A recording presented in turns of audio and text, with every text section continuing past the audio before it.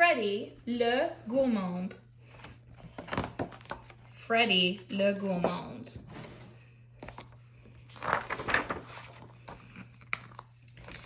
Sa gourmandise met Freddy dans de douloureuses situations. Avec le temps et la réflexion, saura-t-il prendre de meilleures décisions?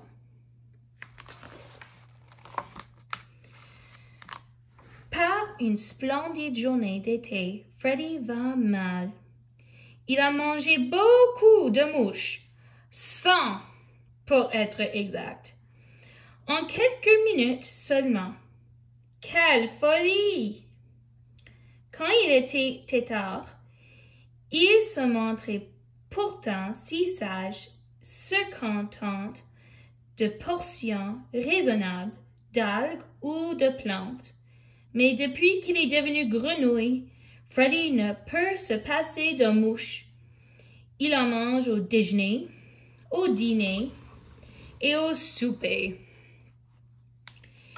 Il en consomme en collation aussi, souvent qu'il le peut. Bref, il raffole de ces délicieuses bestioles. Freddy se rend maintenant compte de son erreur. 100 mouches, c'est beaucoup trop. Oui, j'ai mis le pauvre Freddy. Je me sens si mal.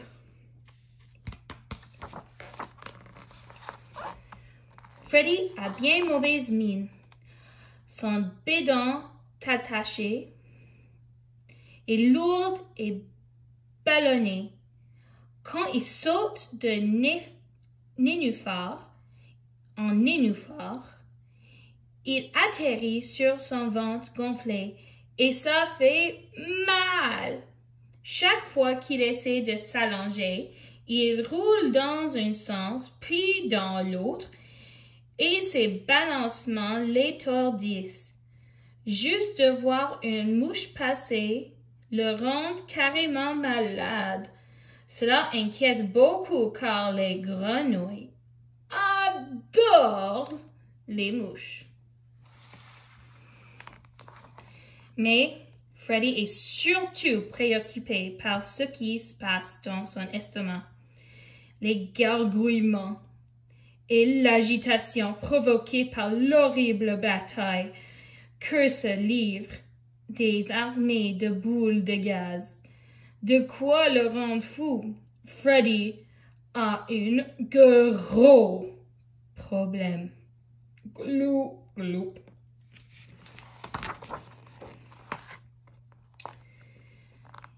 Il passe toute la journée assis sur le même nénuphar, regardant les autres grenouilles qui livraient à leur jeu préféré, le saut.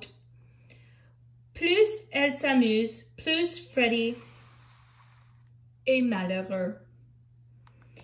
Le jour fait place à la nuit, puis une autre journée radieuse commence. L'humeur de Freddy, pour sa part, est plutôt sombre. C'est ridicule, marmonne-t-il. Je ne peux pas rester ainsi à me lamenter sur ce nénuphar. Il faut agir, et vite, car le nénuphar court sur son poids. Freddy commence à désespérer. Il doit trouver de l'aide.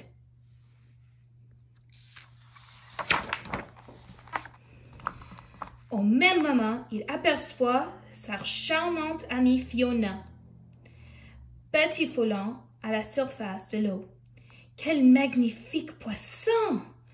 Non seulement elle est belle, mais elle a réponse à tout. Freddy se dit qu'il pourrait lui demander conseil. Dans un gémissement, il se laisse tomber dans l'étang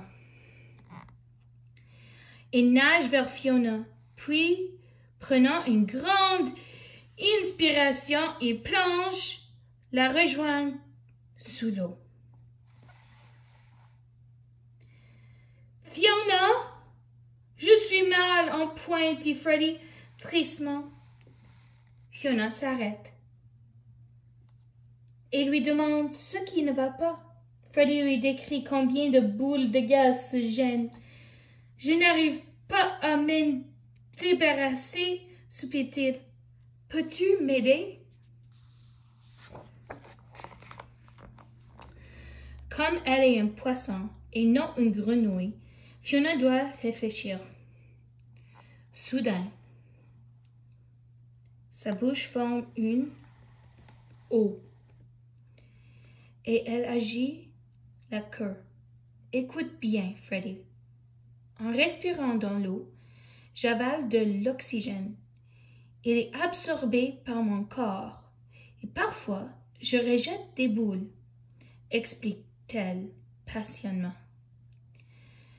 Ce que tu dois faire, c'est respirer à plein poumon.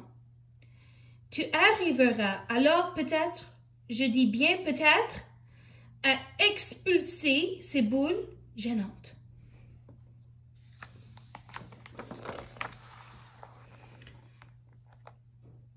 Sur ce doux coup de nageoire, elle file de loin.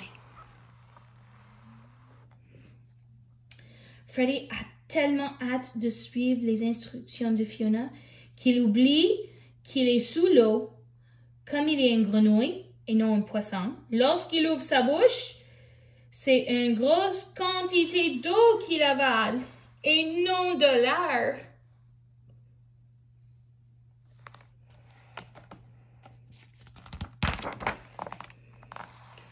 Glou, glou, glou. Freddy coule comme une pierre jusqu'au fond de l'étang.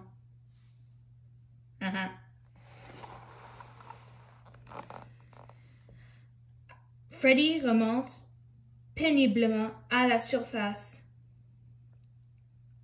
À sa grande consternation, son estomac gargouille toujours autant que les vilaines boules incommodes encore. « Je ne vois pas d'amélioration, » constate-t-il tristement. « Toussante, crachante. » Alors qu'il retourne broyer du noir sur son nénuphar, Freddy aperçoit son copain Deerwood, passant non loin de là, l'air distrait. Le canard est une rapide, il glisse sur l'eau comme une bolide et sera rapidement hors de vue. Freddy doit agir vite. « Deerwood !» crie Freddy. « Je suis dans une situation épouvantable !» Deerwood se retourne et vient retrouver son ami. Malheureuse et frustrée, la grenouille le met au courant et ses mésaventures. « Peux-tu m'aider? » Comme il est un canard et non une grenouille, Deerwood n'est pas certain. Il se met à nager en rang pour mieux réfléchir. Rien qu'à le regarder, Freddy se sent toujours étourdi. « Eureka !» s'exclame Deerwood. « J'ai une solution. Propulse-toi de toutes les forces avec les pattes arrière. La pression de l'eau sur ton ventre fera sortir les boules. » Extrêmement satisfait de sa suggestion, Deerwood ébouriffe ses plumes et poursuit la route. « Je ne perds rien à essayer, » sonne Freddy.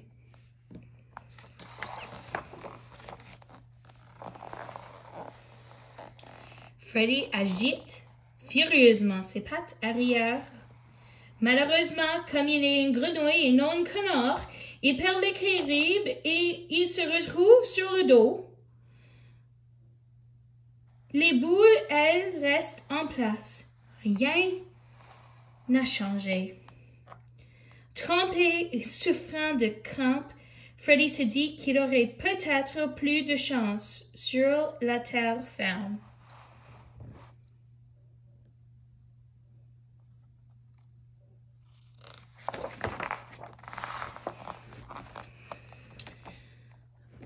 Il traîne son corps ballonné jusqu'à la rivière, où il rencontre St. Même si le regard du serpent n'est jamais particulièrement amical, On se méprend sur son compte. Derrière une façade sinistre se cache un grand corps. Lorsque voit la détresse de son ami, Sigyn dit gentiment: « Je sens qu'un souci se tracasse. » Freddy se sent soulagé de trouver un autre ami prêt à l'écouter. « Peux-tu m'aider? » supplie-t-il. Comme il est un serpent et non une grenouille, Sigyn entre en transe et reste immobile pour mieux penser. Soudain, il tire et rentre la langue fourchue. Son corps se met à trembler et proie une grande excitation et déclare: « Ça saute aux yeux, glisse simplement sur ton ventre comme moi. » Les insupportables boules seront expulsées. Sigyn se déroule et parle en zigzagant, un sourire en coin.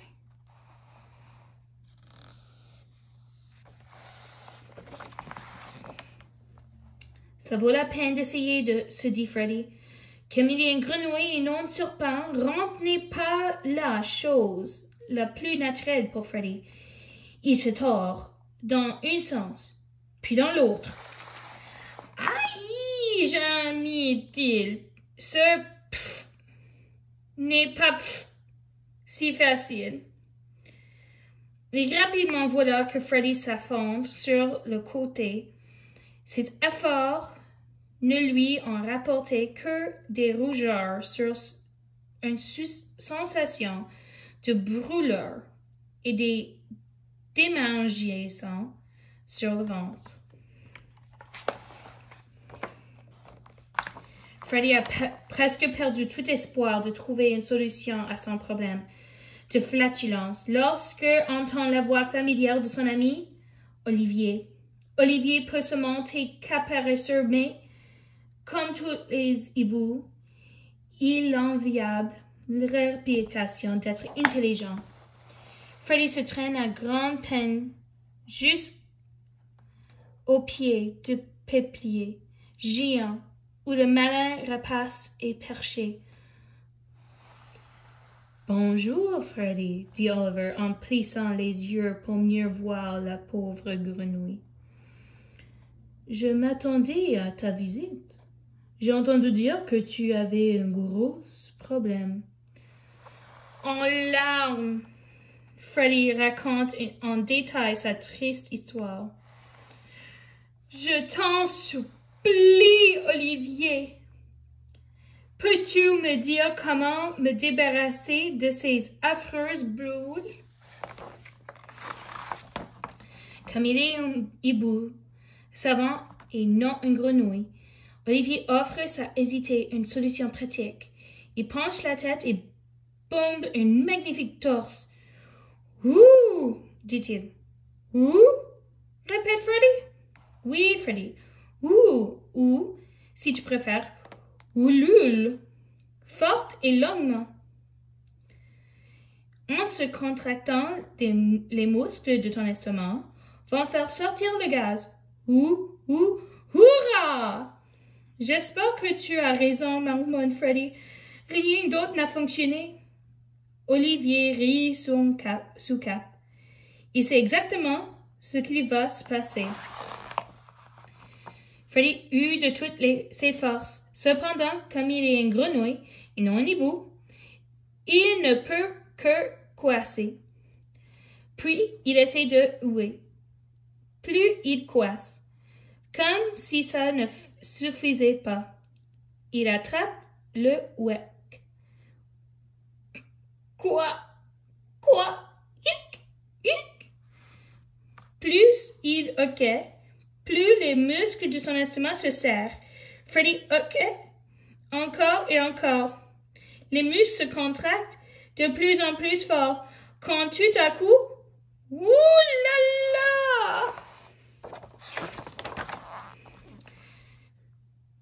Freddy écarquille les yeux et un grand frisson secouent tout son corps. Il croit qu'il va exploser, mais non.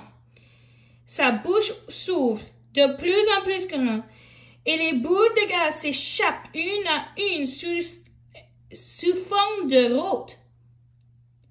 Freddy voit son ventre dégonfler progressivement jusqu'à ce que les boules soient toutes sorties. Burp! Burp! Burp! Miracle, il est guéri! Il saute de nénuphar en nénuphar. Il nage et se livre à toutes sortes de jeux et célèbre sa femme retrouvée jusqu'à ce que, n'ayant rien avalé depuis un bon moment, Freddy commence à avoir un creux à l'estomac. Il se remet à penser aux succulentes mouches. Freddy a faim. Un faim d'ogre. Et au même moment,